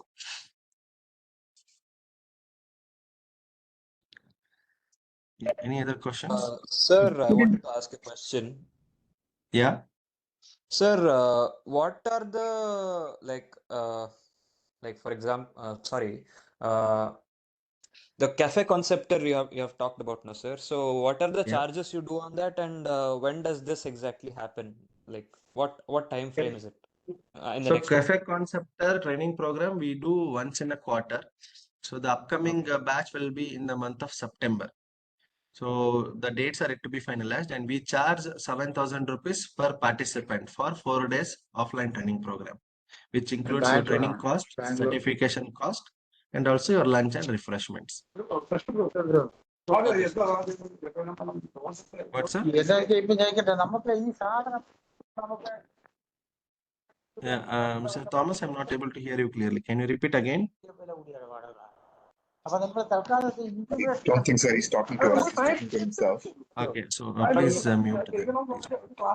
Praveen sir, one quick question. In terms Yeah, please go ahead. I mean, your cafe conceptor is now the next one is scheduled in September. If somebody wants to do another round of training in production and roasting coffee processes, anybody else you can recommend in the industry who does a wonderful job and we can enlist in this training? We are located in Delhi, so if there's anybody else in North, or we'll have to fly out to Bangalore or any place in South. There are No, there are so many private academies who does similar courses, be it roasting, be it barista training, or any similar cafe concept or kind of thing. There are so many institutions who does it, but it becomes a conflict of interest if I recommend any one particular academy. So what I suggest is you can check online. There are a lot of people who have their own Instagram accounts where they post a lot of things about this training programs, and also there are a lot of social media posts that also come, and coffee quality division of a coffee board.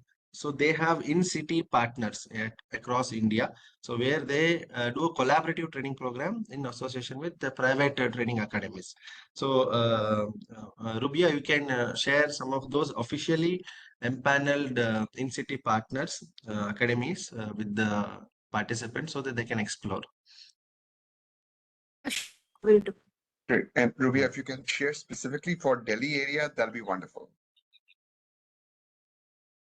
Yeah. Rubia, please note it Yes, down. yes, we will be the details in email. And Rubia, thank you for sharing all the emails. If you can also share your personal email or your official email, so we can reach out to you. We aren't sure which one is your specific email if we need to get in touch with you. Yes, I have provided the email ID, that is ico.coffeeboard@gmail.com. I will be available at the same email ID. You can contact me anytime. Thank Great, you. Rubia. Thank you. We got that email. Thank you. Thank you. Yes. So thank you so much. I guess we are already running out of time. So I thank all the participants. I thank Praveen sir for conducting the session, for letting audience know that about programs that are being availed by the AIC, Atal Incubation Centre, for the coffee entrepreneurs. And that's a wrap for our 3 days online session on coffee entrepreneurship. It was an introductory session, and I hope that all of you have gained some knowledge out of it, and you will be getting more into the coffee business if you want to. And also you can visit Coffee Board of India at any time, and you can also have a visit to Atal Incubation Centre located here at the head office, Bangalore, and we can assist you in whatever manner possible. Thank you so much, everyone. Have a great day ahead, and I hope that you have filled in the feedback so that you get your e-participation certificate. We'll be sharing it within a week of completion of this program. And also we will upload the recorded session on the official YouTube channel of Coffee Board within a week. Thank you so much, everyone. Have a nice day. Yeah, take care.